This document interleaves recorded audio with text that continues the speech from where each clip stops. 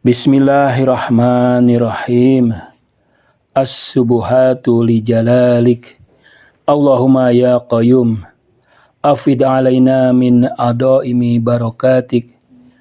Wa yasir lana al-uruja ila urushi qudsiyatik. Wa ahilna listishraqi sana suradiqatika. Wassalli alal mustafaina min ibadika lirisalatik. Wa khasis Muhammadan wa alihi bi afdoli tahiyatika wa hayyilana min amrina rasyada. Sahabat-sahabatku yang mulia, Rasulullah Shallallahu Alaihi Wasallam pernah ditanya tentang orang yang memiliki iman yang benar, keyakinan yang benar, tetapi banyak dosanya, dan orang yang rajin beribadah tetapi keyakinannya atau imannya lemah. Nabi Muhammad Shallallahu Alaihi Wasallam mengatakan, tidak seorang anak Adam pun kecuali ia mempunyai dosa. Tetapi orang yang wataknya suka berpikir dan hatinya penuh keyakinan, dosa-dosanya tidak akan membahayakannya. Karena setiap kali ia melakukan sebuah dosa, ia bertaubat, meminta ampun dan menyesal. Lalu dosanya diampuni. Dan yang tersisa adalah keutamaan-keutamaan atau kelebihan-kelebihan yang akan membawanya masuk ke surga. Beliau juga menegaskan, keyakinan adalah keimanan. Saudara-saudaraku yang mulia, ada hal yang bisa melelehkan atau melemahkan iman seseorang. Yang pertama adalah kejahilan atau kebodohan. Seseorang yang mempertahankan kebodohannya, tidak mau belajar, tidak mau membaca, tidak mau bertafakur, tidak mau melakukan penelitian, tidak mau bergerak keluar untuk berdiskusi, untuk bertanya. Tapi dia menutup diri, merasakan dirinya yang paling benar, dia fanatik terhadap pendapatnya, terhadap guru-gurunya, terhadap madhabnya. Lama-kelamaan, dia akan menjadi orang yang bodoh dan orang yang jahil. Nah, itu yang akan melemahkan imannya, melelehkan imannya, mereduksi imannya. Yang kedua, dia punya iman, punya keyakinan, punya ilmu. Namun, ilmu, keyakinan, dan imannya itu terus-terusan berkurang. Terus-terusan melemah karena dosa-dosa. Jadi, dia rajin menabung dosa-dosa sedikit demi sedikit.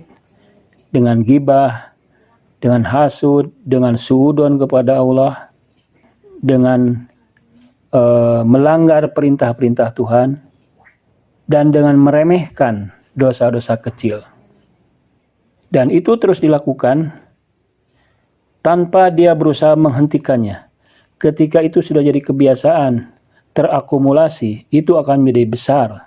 Dan dia tidak berusaha memutuskan rantai dosa-dosa kecil itu, misalnya dengan bertobat, dengan istighfar, dengan menangis, dengan menyesal, maka dosa-dosa itu akan mengurangi imannya, melemahkan imannya sedikit demi sedikit.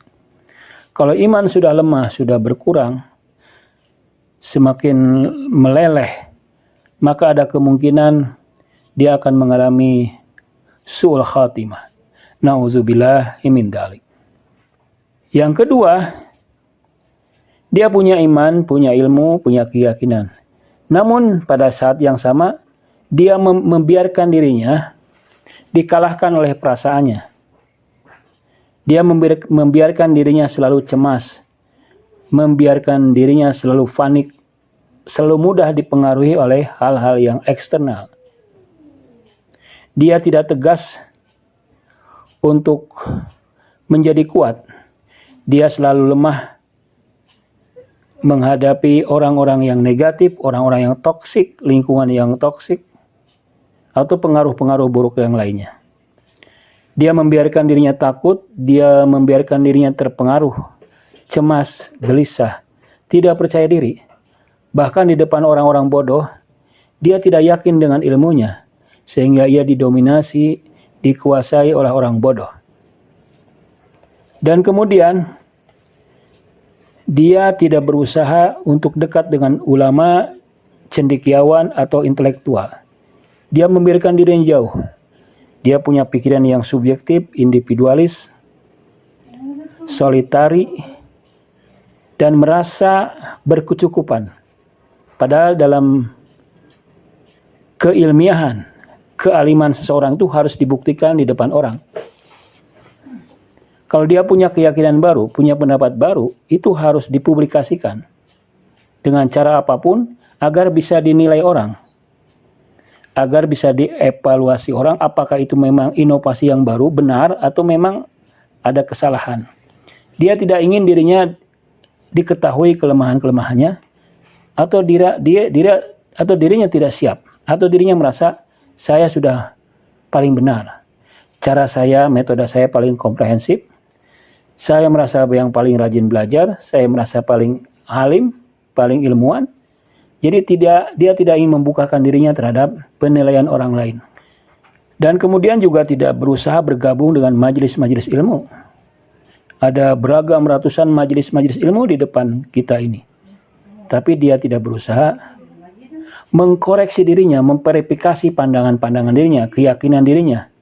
Dia menutup dirinya, dia selalu sendirian, paling tidak hanya dengan kelompoknya saja. Pada akhirnya dia akan memegang teguh kepada ra'yunya, bukan kepada pandangan yang kuat berdasarkan argumentasi yang kuat dan benar. Kemudian karena dia belum dalam posisi untuk beristihad, dia masih dalam tingkatan muqallid atau lebih dari itu, tapi dia belum mencapai tingkatan mujtahid. Nah, dia kemudian mengeluarkan pendapat-pendapat yang berbeda. Pendapat-pendapat yang kontroversial, individual.